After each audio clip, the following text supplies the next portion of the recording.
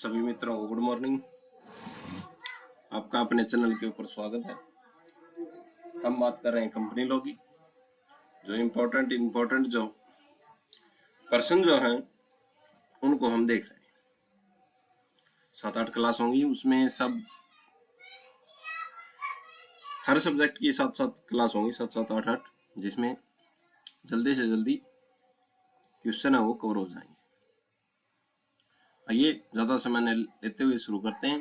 Company law में आज हम देखेंगे अंश नियंत्रण, सूचीबद्ध वर्सेस उत्पादक, निगमन प्रक्रिया कैसी है। तो पहला प्रश्न है, नियंत्रणी कंपनी एवं सूचीबद्ध कंपनी क्या है भाई? तो नियंत्रणी कंपनी जो है किसे बोलते हैं, यानी कि एक कोई बड़ी कंपनी है, ठीक है, एक छोटी कंपनी है। तो ये छोटी कंपनी के 50% से ज्यादा शेयर या उसके बोर्ड ऑफ डायरेक्टर्स को कंट्रोल करने की ताकत रखती है, तो उस बड़ी कंपनी को क्या बोलते हैं भाई? नियंत्रणी कंपनी बोलते हैं। देखते हैं, जब एक बड़ी कंपनी किसी दूसरी छोटी कंपनी के 50% से ज्यादा शेयर खरीद लेती है, या तो 50% से ज्यादा शेयर खरीद ले, या उसके बोर्ड ऑफ डायरेक्टर्स को कंट्रोल करने की ताकत रखती है। तो बोर्ड्स में तो जो बोर्ड जो होता है कंपनी का, उसमें जो जो सदस्य होते हैं, उसके डायरेक्टर जो होते हैं, उनको यह कंट्रोल करने की ताकत रखती है। तो उस बड़ी कंपनी को क्या बोलते हैं भाई? नियंत्रणी कंपनी बोलते हैं। मान लीजिए कंपनी ए ने कंपनी बी के 60% शेयर खरीद लिए भाई। अब कंपनी ए मालिक की तरह व्यवहार करेगी भाई, क्योंकि 60% शेयर खरीद लिए। यहां कंपनी ए क्या है? नियंत्रणी कंपनी है, और कंपनी बी उसकी क्या है भाई? समनुसंगी कंपनी है भाई, ठीक है। तो कंपनी ए यहां पे क्या है? होल्डिंग कंपनी या नियंत्रणी कंपनी है, और कंपनी बी यहां पे क्या है? समनुसंगी कंपनी है भाई, ठीक है। अब बात करते हैं सूचीबद्ध कंपनी क्या है। सूचीबद्ध कंपनी वो है जिसके शेयर्स, जिसके हिस्से, जिसका अंश स्टॉक एक्सचेंज पर खरीदे या बेचे जाए, जिनको आम आदमी भी खरीद या बेच के, वो कंपनी क्या है भाई? सूचीबद्ध कंपनी है। ऐसी कंपनी जिनके शेयर्स किसी स्टॉक एक्सचेंज, हमारे यहाँ पे कौन से हैं स्टॉक एक्सचेंज? NSE और BSE, Bombay stock exchange, national stock exchange, ठीक है। तो इन पर खरीदे और बेचे जा सकते हो, ठीक है। आम आदमी के लिए, आम आदमी भी इन शेयर को खरीद सकता है और बेच सकता है। जिस कंपनी के शेयर आप और हम अपने मोबाइल ऐप जैसे ग्रो ऐप है, ज़रोदा ऐप है, इससे भी खरीद सकते हैं, वह कंपनी कौन सी है भाई? सूचीबद्ध कंपनी है, ठीक है। अब फायदे क्या है? ऐसी कंपनी को सेबी के कड़े नियमों का पालन करना पड़ता है, ठीक है, ताकि जनता का पैसा क्या रहे? सुरक्षित रहे भाई। तो सूचीबद्ध कंपनी देख ली हमने, नियंत्रणी कंपनी देख ली। आगे बात करते हैं। आगे है उत्पादक कंपनी क्या है भाई? उत्पादक का मतलब सीधी बात है किसी चीज का उत्पादक करना, ठीक है। उत्पादक कंपनी किसानों और छोटे उत्पादकों का अपना बिजनेस नेटवर्क कह सकते हैं भाई इसको, उत्पादक कंपनी, ठीक है। यानी कि आमतौर पे हम बात करें तो किसानों और छोटे उत्पादकों का बिजनेस नेटवर्क कह सकते हैं कि इसको उत्पादक कंपनी। आमतौर पर छोटे किसान या कारीगर अकेले अपना सामान बेचने जाते हैं तो उन्हें सही दाम नहीं मिलता। इसलिए जब 10 या 10 से ज्यादा उत्पादक जैसे किसान, बुनकर, दूध उत्पादक मिलकर अपनी एक कंपनी बना लेते हैं तो उसे क्या कहते हैं भाई? उत्पादक कंपनी कहते हैं, ठीक है। 10 या 10 से ज्यादा होने चाहिए, ठीक है। यानी कि जो किसान या छोटे कारीगर जब अपना सामान बेचने जाते हैं अकेले तो उनको सही दाम नहीं मिलता भाई। इसलिए जब 10 या 10 से ज्यादा उत्पादक जैसे किसान, बुनकर, दूध उत्पादक मिलकर अपनी एक कंपनी बना लेते हैं तो उसे क्या बोलते हैं भाई, उत्पादक कंपनी बोलते हैं। इसका मुख्य मकसद क्या है भाई, मुनाफा कमाना, बाहर वालों को देना नहीं बल्कि अपने मेंबर सदस्यों की मदद करना भाई। ठीक है, तो इस कंपनी का काम क्या है, ज्यादा से ज्यादा मुनाफा कमाना, अपने सदस्यों की क्या करना, मदद करना। अब बात आती है ये कंपनियां क्या काम करती हैं। तो ये कंपनियां क्या काम करती हैं, धारा 378 बी के अनुसार। ठीक है, यानी कंपनी लॉ अधिनियम 2013, ये कंपनियां क्या काम करती हैं, कौन सी, उत्पादक कंपनी क्या काम करती है। तो ये बात कही गई है धारा 378 बी के अनुसार, ये क्या करती हैं, पैदावार बढ़ाना। पहला काम इनका पैदावार बढ़ाना, खेती कटाई और सामान को इकट्ठा करना। ठीक है, पहला काम है पैदावार बढ़ाना। दूसरा क्या है, ये जो प्रोसेसिंग है वो करना, जैसे दूध से पनीर बनाना या गन्ने से गुड़ बनाना। ठीक है, तो ये भी कौन सी कंपनी है, उत्पादक कंपनियां हैं। फिर क्या है, मार्केटिंग, अपने सदस्यों के सामान को अच्छे दाम पर बाजार में बेचना। तीसरा काम है इनका मार्केटिंग करना।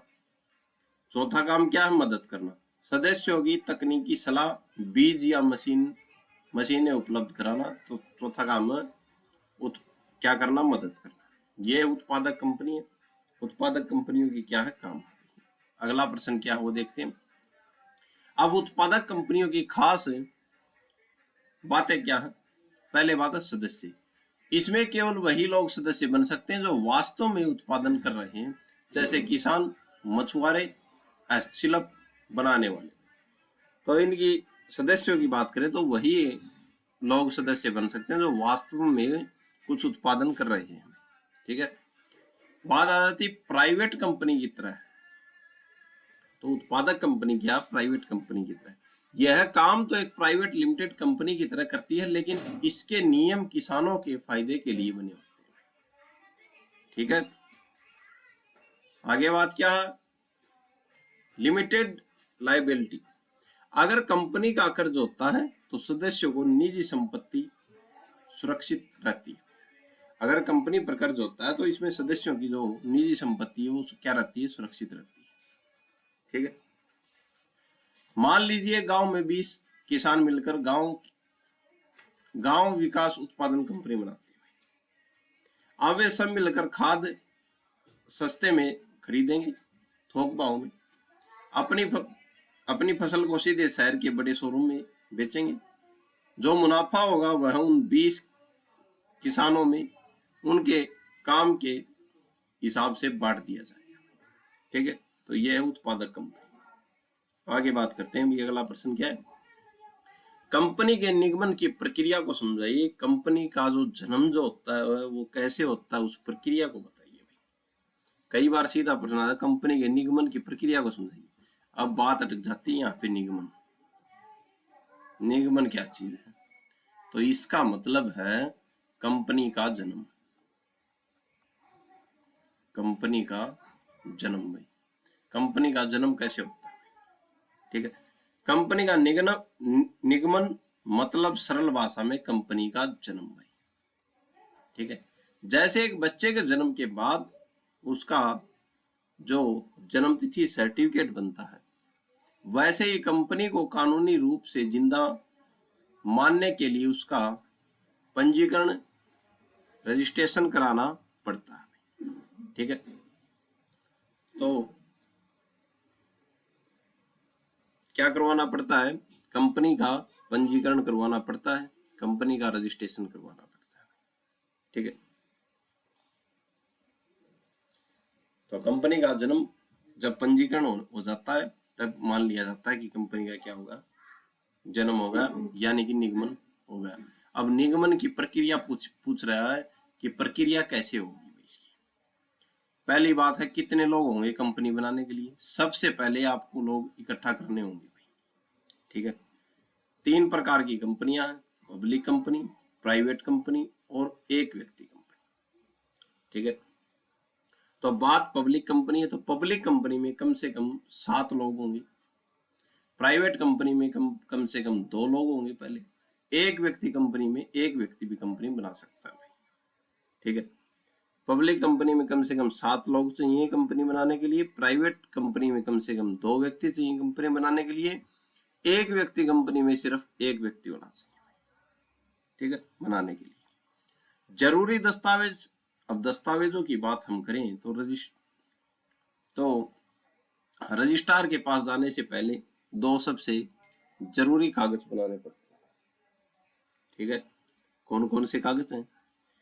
पहला कागज है MOA, ठीक है, समनुसांगी ज्ञापन भाई, हिंदी में बोलते हैं इसको समनुसांगी ज्ञापन, और वैसे बोलते हैं इसको MOA। कई बार सीधा प्रश्न पूछ लेता MOA क्या है। तो ये जो है समनुसांगी ज्ञापन सबसे पहले जरूरी होता है भाई कंपनी बनाने के लिए। रजिस्ट्रार के पास जाने के लिए भी 2 कागजों की जरूरत है, एक तो है समनुसांगी ज्ञापन और दूसरा कौन सा है? अंतर्नियम, ठीक है, अंतर्नियम AOA, ठीक है। अब समनुसांगी ज्ञापन क्या होता है? यह कंपनी का संविधान है भाई, इसमें लिखा होता है कि कंपनी का नाम क्या होगा, काम क्या करेगी कंपनी, और इसकी पूंजी कितनी होगी भाई, ठीक है। तो समनुसांगी ज्ञापन जो है इसमें पहले बताना पड़ेगा, ये एक संविधान होता है कंपनी का, इसमें लिखना पड़ता है कंपनी का नाम क्या होगा, इसका काम क्या होगा और कितनी पूंजी होगी कंपनी की, ठीक है भाई, ये बन गया। फिर दूसरा होता है अंतर्नियम भाई, इसमें कंपनी को अंदरूनी तौर पर चलाने के नियम लिखने होते हैं भाई, कि कंपनी कैसे चलाई जाएगी, कौन कौन वर्कर होंगे, कैसे कैसे काम करेंगे, तो ये है अंदरूनी नियम। तो ये 2 चीजें होनी जरूरी है। 2 चीजें बनाने के बाद कहाँ पे जाएंगे? रजिस्ट्रार के पास जाएंगे। फिर जो ये सदस्य जो थे, अगर पब्लिक कंपनी बना रहे तो 7, एक व्यक्ति कंपनी बना रहा है तो 1 सदस्य, प्राइवेट बन रहा है तो 2 सदस्य। तो पहले सदस्य होंगे, फिर ये ज्ञापन बनाएंगे MOA और AOA, ये दोनों बनने के बाद क्या करेंगे? फिर ये रजिस्ट्रार के पास आएंगे। आइए आगे, रजिस्ट्रार को क्या देंगे? आवेदन देंगे, ठीक है। अब आपको उस इलाके के रजिस्ट्रार के पास ऑनलाइन आवेदन करना होता है, ठीक है। जहां आप अपना ऑफिस खोलना चाहते हैं, इसके साथ कुछ और कागज भी लगते हैं, ठीक है। तो जहां पे आप ऑफिस खोलना चाहते हैं उस एरिया के जो रजिस्ट्रार जो हैं, वहां पे ऑनलाइन क्या करना पड़ता है? आवेदन करना पड़ता है कि ऐसे ऐसे हम कंपनी खोल रहे हैं, यहाँ पे हमारा ऑफिस होगा, ठीक है भाई। सभी सदस्यों के साइन किए। अब जो MOA है और AOA है, इन दोनों कागजों पर क्या होगा? सदस्यों के साइन होंगे भाई। डायरेक्टर की सहमति हुई कि वे काम करने को तैयार हैं, तो जो डायरेक्टर्स जो होंगे उनकी सहमति होगी, ठीक है भाई। एक घोषणा पत्र भाई कि आपने कानून के सभी नियमों का पालन किया है, ठीक है, ये कागज भी होंगे। अब बात आ जाती है फीस की। रजिस्ट्रार ऑफिस में क्या कर दिया? ऑनलाइन कर दिया, कागज लगा दिया। फीस क्या होगी भाई? रजिस्ट्रेशन मुफ्त नहीं होता, कंपनी की पूंजी के हिसाब से आपको सरकारी फीस जमा करनी होती है। तो कंपनी की पूंजी के हिसाब से क्या होती है? सरकारी फीस जमा होती है। अब क्या होता है भाई?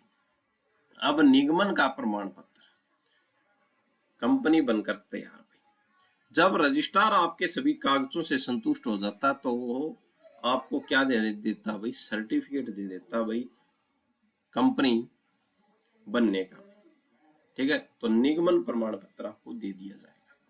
खास बात करें, जिस दिन यह सर्टिफिकेट मिल गया, समझो उस दिन कंपनी का कानूनी तौर पर जन्म हो गया। अब कंपनी अपने नाम से प्रॉपर्टी खरीद सकती है और किसी पर केस कर सकती है भाई, और कंपनी पर भी केस हो सकता है, ठीक है। धारा 7, यह पूरी प्रक्रिया कंपनी अधिनियम की धारा 7 के तहत है भाई। तो सीधी बात करें, धारा 7 में ये बात है भाई। ठीक है, तो धारा 7 में ये बात कही गई, कंपनी अधिनियम की धारा 7 में। CNI नंबर यानी कि सर्टिफिकेट के साथ कंपनी को एक पहचान संख्या मिलती है, जिसे क्या बोलते हैं, CNI नंबर बोलते हैं। ठीक है, आइडेंटिफाई नंबर बोलते हैं। तो सर्टिफिकेट के साथ क्या मिलती है, कंपनी की एक पहचान संख्या मिलती है, जिसे CIN नंबर बोलते हैं। ठीक है, आगे बात करते हैं भाई। आगे जो प्रश्न है वो हमारे पास है, संगम ज्ञापन क्या होता है। संगम ज्ञापन हमने पहले भी देखा, MOA। ठीक है, तो संगम ज्ञापन क्या होता है, तो हमने देख लिया कि कंपनी बनाने के लिए किसकी आवश्यकता होती है, हमको संगम ज्ञापन की होती है। और जो दूसरा जो है अंतर्नियम की आवश्यकता होती है। तो संगम ज्ञापन को आप कंपनी की क्या बोल सकते हैं भाई, जन्म कुंडली बोल सकते हैं, या उसका संविधान बोल सकते हैं। जैसे किसी देश को चलाने के लिए संविधान होता है जो बताता है कि सरकार क्या कर सकती है और क्या नहीं, वैसे ही संगम ज्ञापन यह तय करता है कि कंपनी की सीमाएं क्या है, क्या क्या काम कर सकती है कंपनी, नाम क्या होगा कंपनी, यह क्या है भाई, यह कंपनी का सबसे मुख्य दस्तावेज है। अगर यह नहीं है तो कंपनी का रजिस्ट्रेशन हो ही नहीं सकता। अगर संगम ज्ञापन नहीं होगा तो कंपनी का क्या नहीं होगा, पंजीकरण नहीं होगा। यह दुनिया को बताता है कि यह कंपनी क्यों बनी है और ये क्या काम करेगी। ठीक है, इसमें क्या क्या लिखा होता है, अब बात आ जाए कि इसमें लिखा क्या क्या होता है संगम ज्ञापन में। आपने तो इसमें खंड होते हैं। ठीक है, संगम ज्ञापन में क्या होते हैं, खंड होते हैं। नाम खंड, स्थान खंड, उद्देश्य खंड, पूंजी खंड और दायित्व खंड। नाम खंड में क्या लिखा होगा, कंपनी का नाम क्या होगा, जैसे कंपनी का नाम रिलायंस, वोडाफोन, एयरटेल, जियो। दूसरा खंड होता है स्थान का, कंपनी का रजिस्टर्ड ऑफिस किस राज्य में होगा। ठीक है, तीसरा है उद्देश्य खंड, भाई कंपनी क्या बिजनेस करेगी। अगर इसमें लिखा है कि कंपनी कपड़े बेचेगी तो वह लोहे का बिजनेस नहीं कर सकती। ठीक है, तो इसमें लिखा होगा कंपनी क्या करेगी। फिर अब पूंजी खंड, कंपनी कुल कितने पैसे से शुरू करेगी भाई। ठीक है, कितने पैसे लगा के हम कंपनी को शुरू कर रहे हैं। फिर अगला दायित्व खंड, इसमें लिखा होता है कि घाटा होने पर सदस्यों की जिम्मेदारी कितनी होगी। ठीक है, अगर घाटा हो गया तो सदस्यों की जिम्मेदारी कितनी होगी। ठीक है, तो यह विसंगम ज्ञापन में लिखा होता है। ठीक है, इसे तैयार कैसे करते हैं, तो संगम ज्ञापन जो है इसे तैयार कैसे करते हैं ये बात आ जाती है। छुपा हुआ भाई, यह हाथ से लिखा हुआ नहीं, छपा हुआ, छपा हुआ, यह हाथ से लिखा हुआ नहीं बल्कि अच्छे से ये प्रिंटेड होना चाहिए, तो छपा होना चाहिए। फिर पैराग्राफ, इसे अलग अलग पैराग्राफ और नंबर में बांटा जाता है, किसको, संगम ज्ञापन। साइन और गवाह, कंपनी बनाने वाले सभी सदस्य इस पर साइन करते हैं और कम से कम एक गवाह भी साइन करता है जो यह तस्दीक करे कि साइन सही है। ठीक है, तो एक गवाह होगा, वो ये जो साइन करे हैं इनके बारे में देखिएगा कि हाँ साइन सही किए हैं। ठीक है, स्टंप पेपर, इसे सरकारी स्टाम्प पेपर पर बनाया जाता है ताकि इसकी कानूनी क्या हो भाई, वैल्यू हो। ठीक है भाई, किसको बनाया जाता है, संगम ज्ञापन। आगे बात क्या है, इसकी ताकत क्या है भाई, समय सीमा तय करना। कंपनी संगम ज्ञापन में लिखी बातों के बाहर जाकर कोई भी काम नहीं कर सकती भाई। अगर वह ऐसा करती है तो उसे कानून की भाषा में अधिकारों के बाहर कहा जा सकता है कि कंपनी ने अधिकारों के बाहर जाके क्या किया, काम किया है, जो कि क्या है, अवैध है भाई। ठीक है, बाहरी लोगों के लिए जानकारी, जो भी व्यक्ति कंपनी के साथ बिजनेस करना चाहता है वो क्या देखेगा, सीधा संगम ज्ञापन देखेगा। ठीक है, वह संगम ज्ञापन पढ़कर जान सकता है कि कंपनी कितनी पावरफुल है। ठीक है, उदाहरण देखते हैं। मान लीजिए आपने एक कंपनी बनाई जिसका नाम रखा ABC फूड्स। आपने संगम ज्ञापन में लिख दिया कि आप खाने पीने का क्या करें, सामान बेचेंगे। ठीक है भाई, अगर आप कल को आप उस कंपनी के नाम पर गाड़ियां बेचने लगे तो वह गलत माना जाएगा, क्योंकि उसके संगम ज्ञापन में साफ लिखा है कि हम क्या करेंगे भाई, खाने के बिजनेस की इजाजत दी जाती है कि हम क्या करेंगे, खाने का क्या करेंगे, सामान बेचेंगे। और आप बेच रहे हैं गाड़ियां, तो आपको सिर्फ खाने के बिजनेस की क्या दी गई है, इजाजत दी गई। ठीक है, आगे बात करते हैं। अब संगम अनुच्छेद क्या है वो तो देखा हमने, संगम ज्ञापन।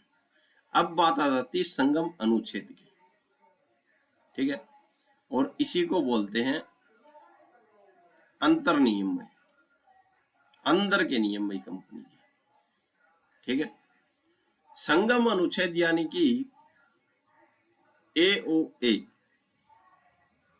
अगर संगम ज्ञापन कंपनी का संविधान है तो संगम अनुच्छेद कंपनी की रूल बुक है कि कंपनी में कितने सदस्य होंगे, कैसे कैसे वो काम करेंगे, कैसे कैसे उनकी मीटिंग होगी।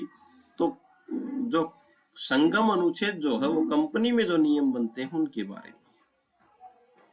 क्या है ये संगम अनुच्छेद? संगम अनुच्छेद में वह नियम लिखे होते हैं जिससे कंपनी अंदरूनी तौर पर चलाई जाती है। ठीक है, संगम ज्ञापन बताता है कि कंपनी क्या करेगी बाहरी दुनिया के लिए। ठीक है, क्या सामान बनाएगी, कैसे बेचेगी। ठीक है, वो होते हैं संगम ज्ञापन में। अब बात आती है संगम अनुच्छेद बताता है कि कंपनी वह काम कैसे करेगी अंदर के लोगों के लिए भाई। ठीक है, इसमें क्या क्या लिखा होता है? तो संगम अनुच्छेद में कंपनी के डेली कामकाज के नियम होते हैं, जैसे शेयर्स कैसे जारी किए जाएंगे, बोर्ड ऑफ डायरेक्टर्स की मीटिंग कब और कैसे होगी, कंपनी का मैनेजर या डायरेक्टर कौन बनेगा और उसे कैसे हटाया जाएगा, वोटिंग के क्या नियम होंगे, कंपनी का हिसाब किताब कैसे रखा जाएगा, मुनाफा कैसे बांटा जाएगा। तो ये जो बातें लिखी होंगी ये सभी बातें किसमें लिखी होंगी, संगम अनुच्छेद में। ठीक है, जो अंदरूनी तौर पर चलाई जाएंगी, कंपनी के अंदरूनी नियम है भाई इसमें, किसमें, संगम अनुच्छेद में। और बाहरी दुनिया के लिए जो काम किए जाते हैं कंपनी द्वारा उसको बोलते हैं संगम ज्ञापन। दोनों इंपॉर्टेंट है। आइए आगे बात करते हैं, किसके लिए अनिवार्य है और किसके लिए नहीं। यहां एक छोटा सा पेज है कि जिसे आपने उत्तर में लिखा है कि प्राइवेट कंपनी और असीमित कंपनियां। ठीक है, तो अब जो संगम अनुच्छेद है वो किस कंपनी के लिए अनिवार्य है और किस कंपनी के लिए अनिवार्य नहीं है। तो प्राइवेट कंपनी और असीमित कंपनी, इनके लिए अपना संगम अनुच्छेद बनाना और रजिस्टर कराना अनिवार्य है भाई। तो प्राइवेट और असीमित कंपनियों के लिए संगम अनुच्छेद बनाना और रजिस्टर कराना क्या है, अनिवार्य है। अब पब्लिक कंपनी की बात करें, अंशों द्वारा सीमित, इनके लिए अपना अलग संगम अनुच्छेद बनाना ऐच्छिक है। ठीक है, इनकी इच्छा पर है। पब्लिक ये जो कंपनियां होती हैं, तो प्राइवेट और असीमित जो कंपनियां हैं इनके लिए तो संगम अनुच्छेद बनाना जरूरी है, अनिवार्य है। लेकिन पब्लिक कंपनी जो है इसके लिए बनाना कंपनी की इच्छा पर, वो बना भी सकती है और नहीं भी बना सकती। अगर वे खुद का संगम अनुच्छेद नहीं बनाती तो कानून में दी गई एक स्टैंडर्ड टेबल अपने आप इन पर लागू हो जाती है। ठीक है, अगर वो नहीं बनाती तो कानून में जो स्टैंडर्ड टेबल दी हुई है वो अपने आप लागू हो जाती है। इसकी मुख्य शर्तें क्या है भैया?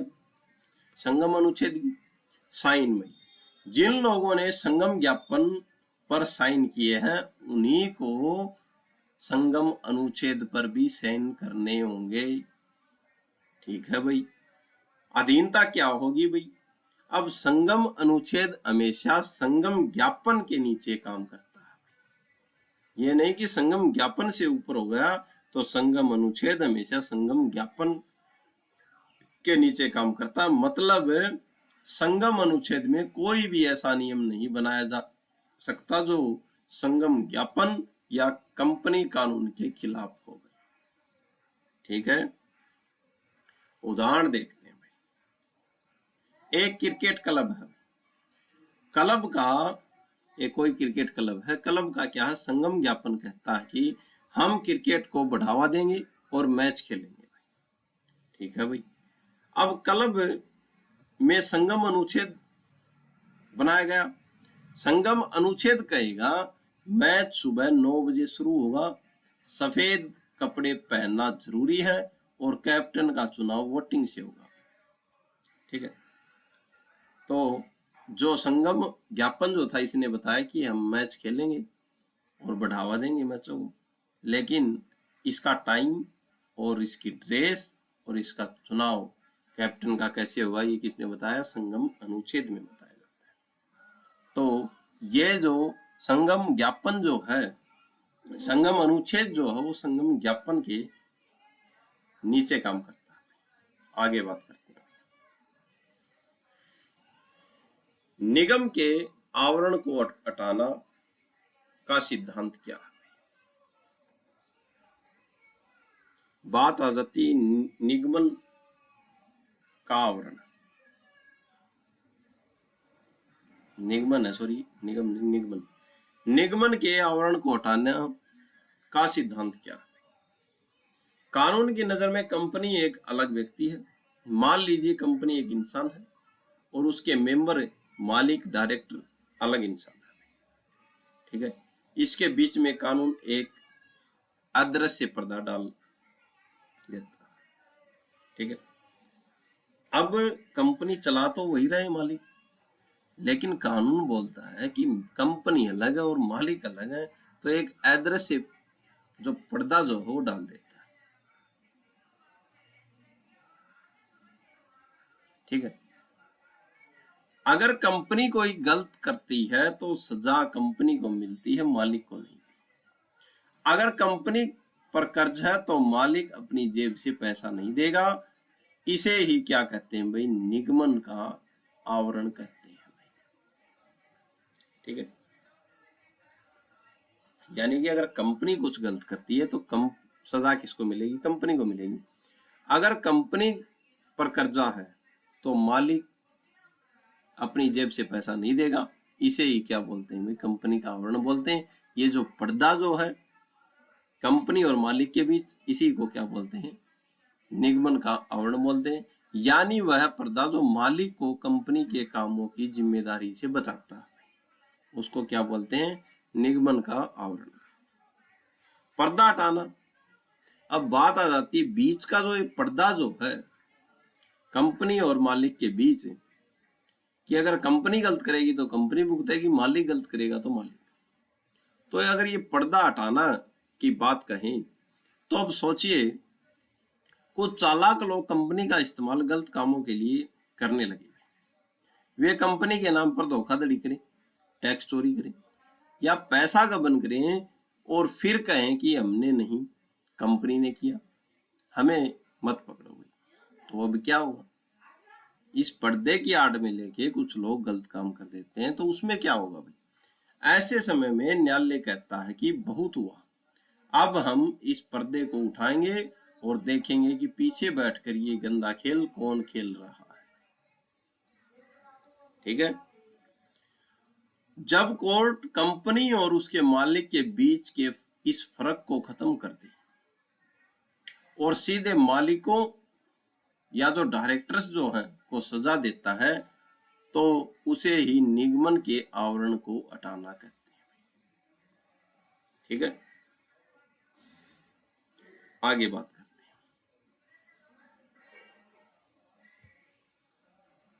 किन हालातों में जो पर्दा जो है वो हटाया जाता है। अब कंपनी और मालिक के बीच ये जो पर्दा जो है, आवरण जो है निगमन का, ये कब हटाया जाता है? न्यायालय इन स्थितियों में पर्दा हटा सकता है। पहला है धोखाधड़ी का मामला। अगर कंपनी सिर्फ लोगों को ठगने के लिए बनाई गई हो। दूसरा है टैक्स चोरी, अगर कंपनी का इस्तेमाल सिर्फ सरकारी टैक्स बचाने के लिए किया हो। तीसरा है दुश्मन देश का पता लगाना, युद्ध के समय यह देखने के लिए कि कंपनी के पीछे कहीं दुश्मन देश के लोग तो नहीं है। ठीक है। चौथा है लोकहित, अगर कंपनी का अस्तित्व जनता या देश के नुकसान के लिए इस्तेमाल हो रहा हो तो भी कोर्ट पर्दा हटा सकती है। कानूनी दायित्व से बचना भी, अगर कोई अपनी कानूनी जिम्मेदारी से बचने के लिए कंपनी का मुंह को ठप पहन ले तो भी न्यायालय क्या करेगा? पर्दा हटाएगा। ये निगमन का आवरण बोला जाएगा, निगमन का आवरण हटाना बोला जाएगा। आपके द्वारा बताए गए केस देखते हैं भाई। अतुल गुप्ता बनाम ट्राइडेंट प्रोजेक्ट। तो अतुल कुमार बनाम ट्राइडेंट का जो केस जो था, ये प्रोजेक्ट, कोर्ट ने कहा कि अगर कंपनी के नाम पर धोखाधड़ी या पैसे की हेरफेर हो रही है तो पर्दा हटाकर असल दोषियों को पकड़ा जाएगा। ठीक है। इस केस में कोर्ट ने कहा था अतुल गुप्ता बनाम जो ट्राइडेंट का जो केस था इसमें।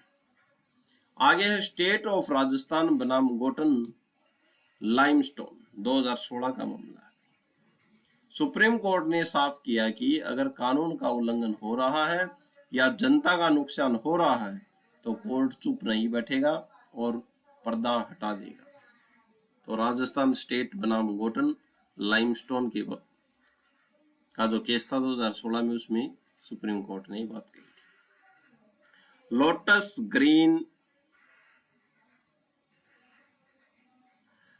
ग्रीन का मामला था एक 2025 का।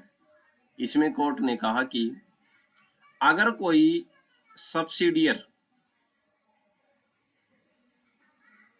सब्सिडियरी कंपनी यानी कि छोटी कंपनी गलती करती है तो उसकी होल्डिंग यानी कि बड़ी कंपनी को भी जिम्मेदार ठहराया जाएगा।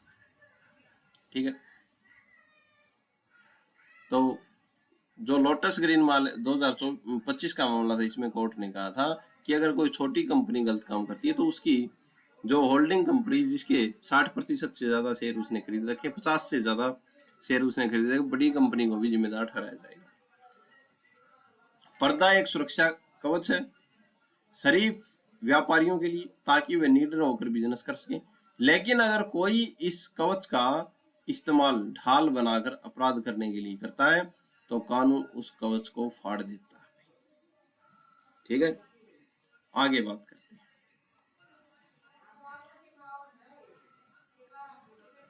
अगला जो प्रश्न है हमारे पास वो कौन सा है? अधिकारातीत के सिद्धांत को समझाइए। अधिकारातीत के जो सिद्धांत जो है उसको समझाइए, क्या है? अधिकारातीत का सिद्धांत कंपनी कानून का एक बहुत ही कड़ा नियम है। ठीक है। लैटिन भाषा में इसको अल्ट्रा बोलते हैं, जिसका मतलब है बाहर, और वायरस का मतलब है क्या है? शक्ति, यानी अपनी शक्ति के बाहर जाकर काम करना। अधिकारातीत के सिद्धांत यानी कि अपनी शक्ति के बाहर जाकर काम करना। ठीक है।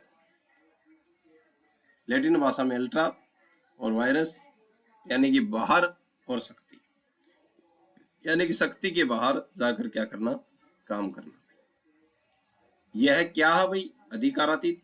जैसे कि हमने पहले चर्चा की है, कंपनी का संगम ज्ञापन उसका संविधान है, उसमें एक उद्देश्य खंड होता है जो बताता है कंपनी क्या क्या काम करती है। ठीक है भाई, हमने पहले ही पढ़ा था। अगर कंपनी उस लिस्ट अगर कंपनी उस लिस्ट के बाहर जाकर कोई काम करती है तो उसे अधिकारातीत माना जाता है। ठीक है, यानी कि कंपनी जो है, जो संगम ज्ञापन में जो बात कही गई है उद्देश्य खंड में कि ये हम काम करेंगे, अगर कंपनी उस लिस्ट के बाहर जाकर कोई काम करती है तो उसे क्या बोलते हैं, अधिकारातीत माना जाता है। कानून की नजर में ऐसे काम की कोई कीमत नहीं होती, यानी वह काम शुरू से ही क्या है, अवैध माना जाता है।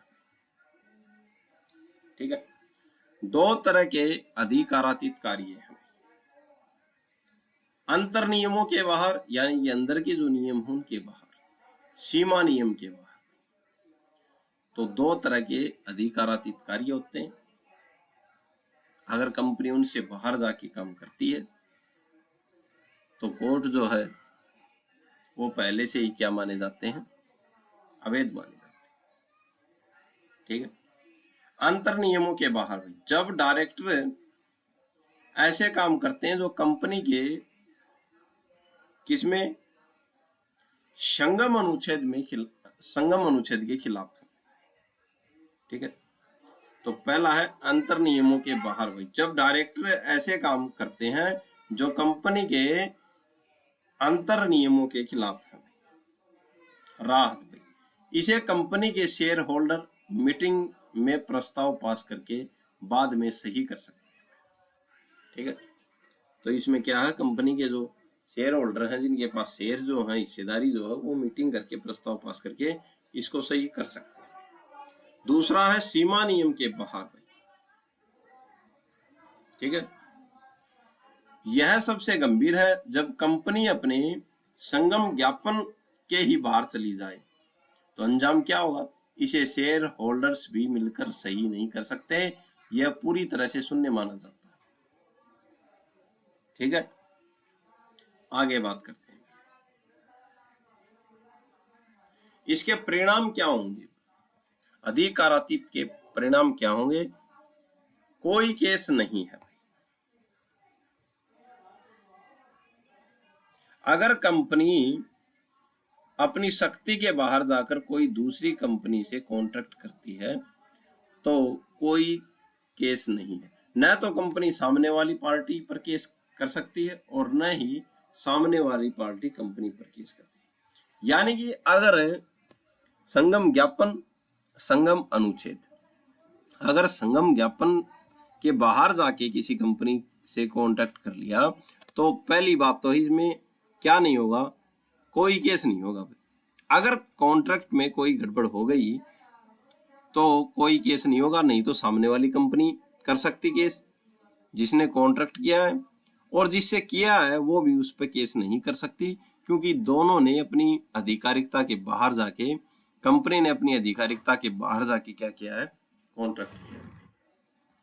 डायरेक्टर की जिम्मेदारी, अगर कंपनी का पैसा किसी ऐसे काम में लगा दिया गया जो संगम ज्ञापन में नहीं था तो उस कंपनी की भरपाई कौन करेगा भाई, डायरेक्टर अपनी जेब से करनी होगी। ठीक है, अब कंपनी के एमओ में ही नहीं है, यानी कि संगम ज्ञापन में ही जो बात नहीं है। ठीक है, यानी कि बिजनेस करना है उसको लोहे का, कोई कंपनी हो लोहे का बिजनेस कर रही है।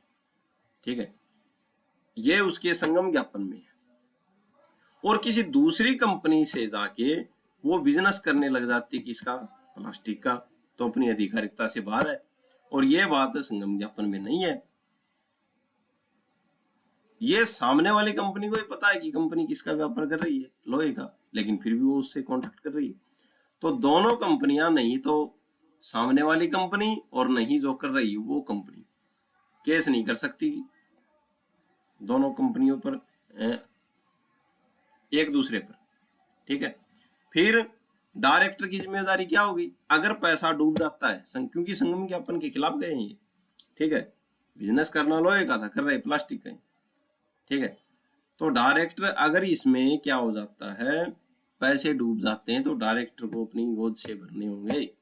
ठीक है, अब मनाही की बात करें, अगर कोई शेयर होल्डर देखे कि कंपनी अपनी शक्ति के बाहर काम करने जा रही है तो वह कोर्ट से स्टे ऑर्डर ले सकता है। ठीक है,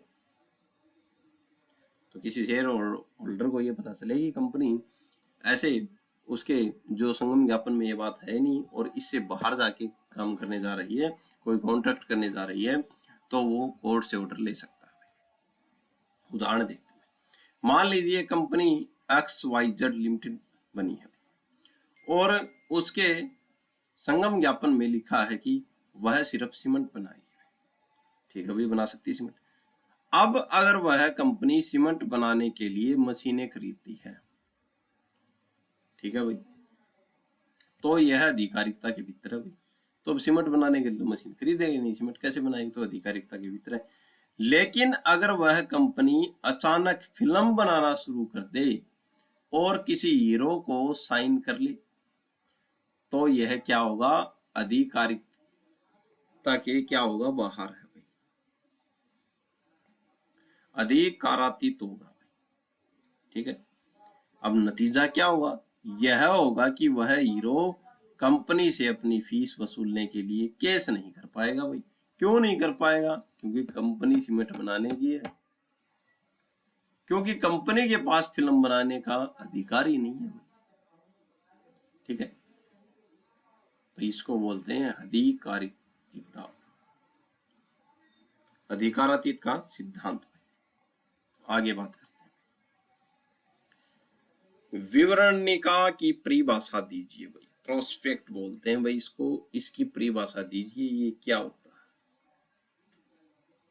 विवरणिका की परिभाषा दीजिए। विवरणिका या प्रोस्पेक्ट, ये प्रोस्पेक्ट है, प्रोस्पेक्ट को एकदम देखते हैं हम। और इसी को जो विवरणिका जो है, इसी को बोलते हैं इन्वेस्टिगेशन कार्ड। इन्वेस्टिगेशन कार्ड यानी कि क्या है, इसको ज्ञापन कह सकते हैं भाई, यानी कि किसी कंपनी की ओर बुलावा, न्योता देना किसी को,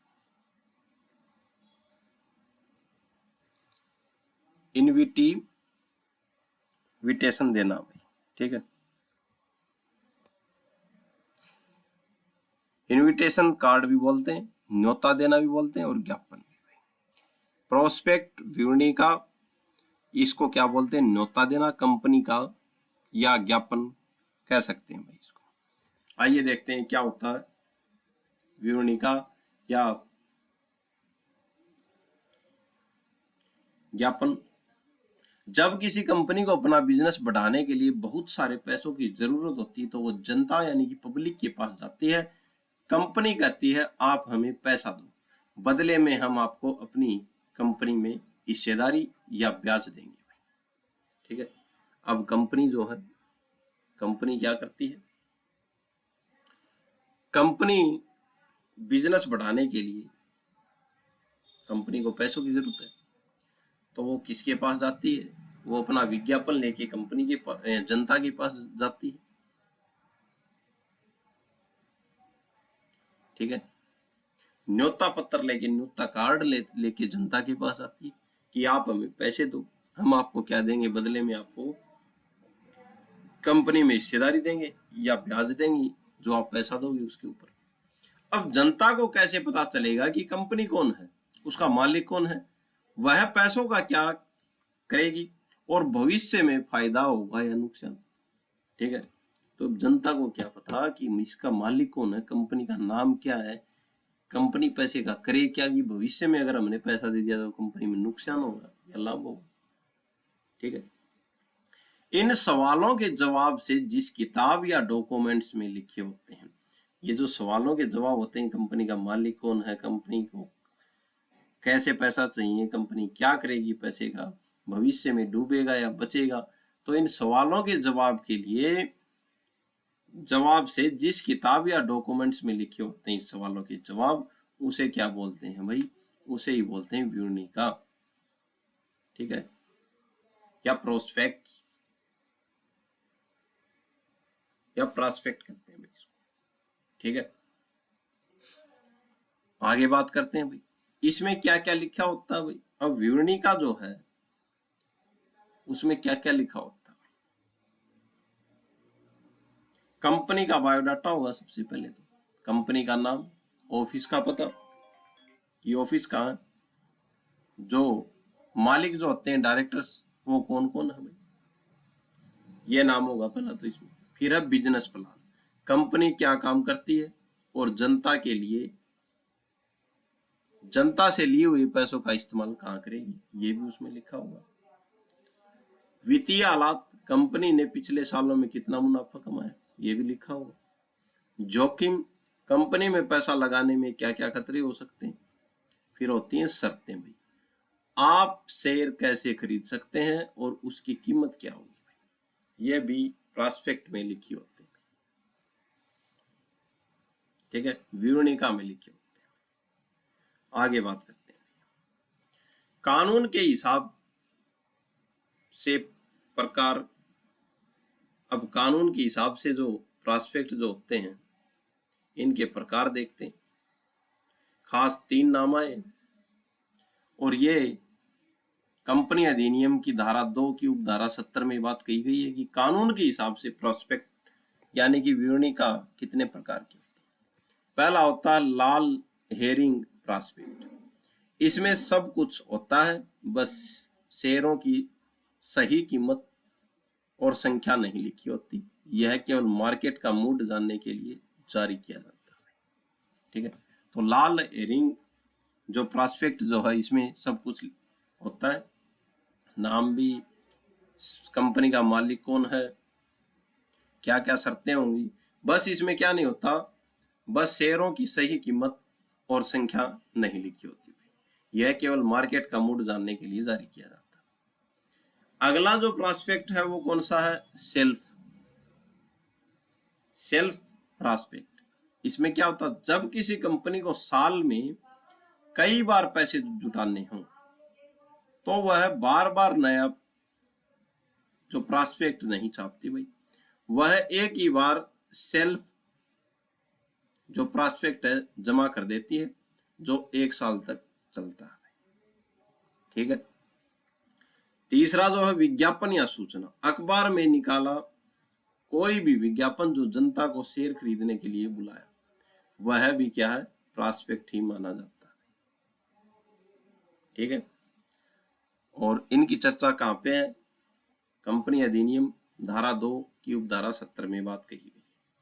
अब प्रॉस्पेक्ट क्यों जरूरी है भाई, भरोसा, यह जनता को कंपनी पर भरोसा करने का आधार देता है कि कंपनी में ये फायदा हुआ है, ये नुकसान हुआ है, ऐसे पैसा लगाओगे तो ऐसे मुनाफा होगा, आपको इतने पैसे आपको दिए जाएंगे। कानूनी सबूत, अगर कंपनी ने प्रॉस्पेक्ट में झूठ बोला तो जनता उस पर केस कर सकती है भाई, इसलिए इसे बहुत सावधानी से और सच भरना पड़ता है। ठीक है, तो ये जरूरी है, जनता का विश्वास हो और एक कानूनी सबूत हो जाता है। उदाहरण देख लेते हैं, मान लीजिए आप एक नया रेस्टोरेंट खोलना चाहते हैं और आपको 10 लाख रुपए चाहिए। आप एक सुंदर सा मेनू कार्ड और बिजनेस प्लान छापते हैं जिसमें लिखा है कि हमारा खाना बेस्ट है, पिछले साल हमने इतना कमाया और अगर आप 1 लाख लगाओगे तो आपको 10% हिस्सा मिलेगा। ठीक है, बस यही मेनू कार्ड या प्लान कंपनी की दुनिया में क्या है, प्रॉस्पेक्ट कहलाता है। ठीक है, आगे बात करते हैं।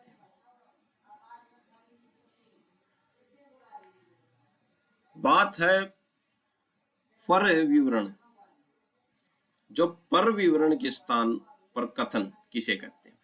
अब बात आ जाती है ये पर विवरण के स्थान पर कथन किसे कहते हैं। नाम से ही साफ है, पर विवरण के स्थान पर यानी जब आप असली विवरणिका नहीं छापते। कई बार क्या होता है, असली विवरणिका नहीं छापते या असली प्रोस्पेक्ट जो है प्रॉस्पेक्ट नहीं छापते, तो उसकी जगह जो कागज इस्तेमाल होता है उसे ही क्या कहते हैं भाई, पर विवरण कहते हैं भाई, यानी कि स्थानापन्न विवरणिका कहते हैं। ठीक है, कई बार क्या हुआ है विवरणिका नहीं छापते और उसके स्थान पर जो पर विवरण के स्थान पर, यानी जब आप असली विवरणिका नहीं छापते तो उसकी जगह जो कागज इस्तेमाल करते हैं उसे क्या बोलते हैं भाई आप? जो स्थानापन्न विवरणिका कहते हैं भाई उसे। असली कहानी क्या है? मान लो आपने एक पब्लिक कंपनी खोली। नियम तो यह है कि पब्लिक कंपनी को जनता से पैसा मांगना चाहिए और उसके लिए प्रोस्पेक्ट यानी कि नोटा छापना चाहिए। लेकिन मान लो आपके पास बहुत रईस दोस्त और रिश्तेदार हैं और आपको भरोसा है कि मुझे आम जनता के पास जाने की जरूरत नहीं है, लेकिन जान पहचान वाले ही कंपनी के सारे शेयर खरीद लेंगे और करोड़ों रुपए दे देंगे। ठीक है भाई। अब जब आप जनता के पास जा ही नहीं रहे तो भारी भरकम प्रोस्पेक्ट छापने और उसका विज्ञापन करने का क्या फायदा? ठीक है भाई ये बात। तो आप क्या करेंगे? स्थानापन्न विवरण छापेंगे। विवरणी का नहीं छापते और उसकी जगह पे स्थानापन्न विवरणी का यानी कि जो क्या है विवरणी का नहीं छापते। ठीक है। तब क्या होगा भाई? ऐसी स्थिति में कानून कहता है कि ठीक है, आप जनता को न्योता मत दो, लेकिन हमें रजिस्ट्रार को यानी कि रजिस्ट्रार को बताओ कि आपकी कंपनी में क्या चल रहा है। ठीक है भाई। आपने जो विवरणिका वो नहीं छापी, आपके दोस्तों ने आपको पैसे दे दिए, तो रजिस्ट्रार को साहब को क्या पता चलेगा कि आपकी कंपनी में क्या चल रहा है? तो कंपनी एक छोटा और सीधा दस्तावेज तैयार करती है जिसमें वह सारी जरूरी बातें होती हैं भाई, जो प्रोस्पेक्ट में होनी चाहिए थी। बस इसे जनता में नहीं बांटा जाता। इसे ही क्या बोलते हैं? जो पर विवरण के स्थान पर कथन कहते हैं भाई। ठीक है। तो इसे क्या बोलते हैं? पर विवरण के स्थान पर कथन कहते हैं। ठीक है। यानी कि साफ बात कहें, कंपनी द्वारा विवरणिका नहीं छापने पर जो दस्तावेज छापकर रजिस्ट्रार महोदय के सामने पेश किया जाता है और जनता को न्योता नहीं दिया जाता, उसको क्या बोलते हैं? पर विवरण के स्थान पर कथन कहते हैं। ठीक है। आगे बात करते हैं। इसकी खास बातें क्या है? जब जारी होता है, कब जारी होता है भैया? जब कंपनी जनता को शेयर खरीदने के लिए आमंत्रित नहीं करती तब जारी होता है। किसे दिया जाता है? इसे कम से कम 3 दिन पहले अपनी रजिस्ट्रार यानी कि कंपनी रजिस्ट्रार के पास जमा करना पड़ता है शेयर बांटने से पहले। जब शेयर बांटे जाते हैं तो उससे 3 दिन पहले रजिस्ट्रार के पास जमा करना पड़ता है। अब सामग्री, इसमें भी कंपनी के जो डायरेक्टर्स के नाम, बिजनेस प्लान और पूंजी की जानकारी होती है। हस्ताक्षर, इस पर उन सभी लोगों के साइन होने जरूरी हैं जिन्होंने कंपनी बनाने पर साइन किए थे। ठीक है।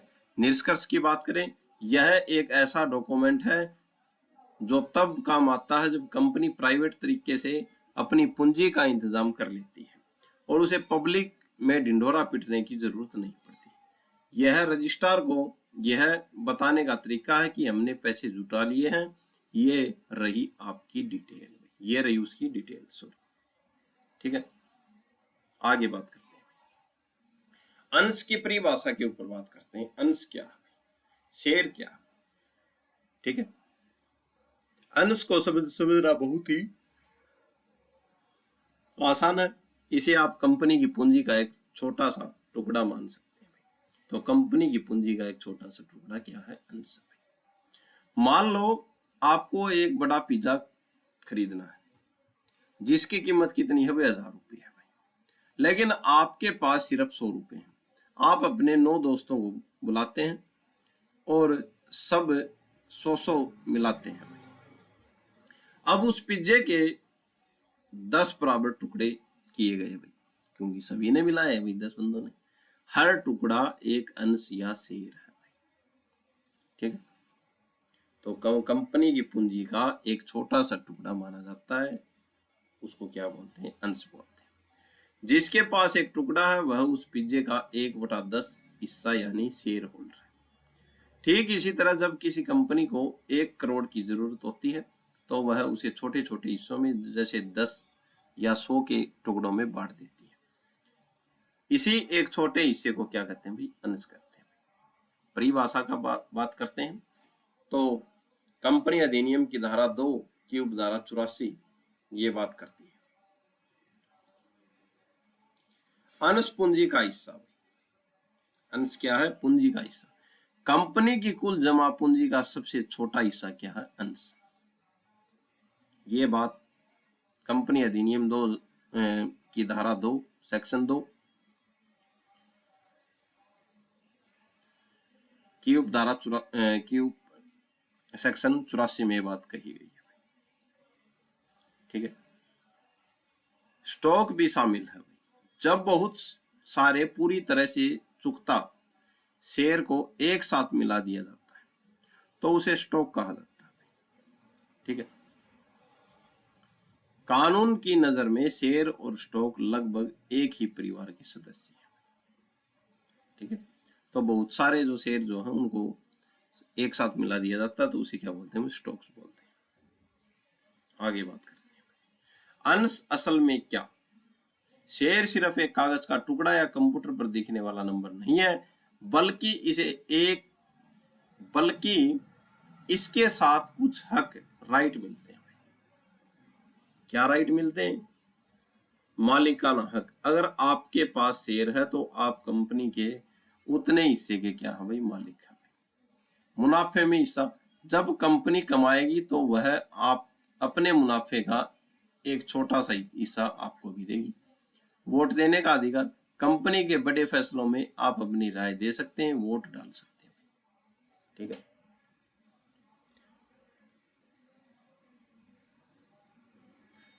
लिंडले जो न्यायाधीश जो थे लिंडले विद्वान, इनके अनुसार परिभाषा क्या है? विद्वान लिंडले ने बस यही कहा कि शेयर यह बताता है कि कंपनी की कुल तिजोरी में आपका कितना फिक्स हिस्सा है। कि कंपनी की तिजोरी में कि आपका कितना हिस्सा है ये बताता है। ठीक है। अगर कंपनी बंद होती है या बिकती है तो आपको उसी हिस्से के हिसाब से पैसा मिलेगा। ठीक है। पूंजी यानी कि पूरा पिज्जा, अंश पिज्जे का एक स्लाइस। अंशधारी कौन है? वह व्यक्ति जिसके पास वह क्या है? हिस्सा है। तो आज जो है ये इंपॉर्टेंट जो प्रश्न जो थे हमने देखे, आपको सीधे सीधे इनमें से देखने को मिल जाएंगे एग्जाम में। आज के लिए इतना ही। चैनल को ज्यादा से ज्यादा शेयर करें। धन्यवाद।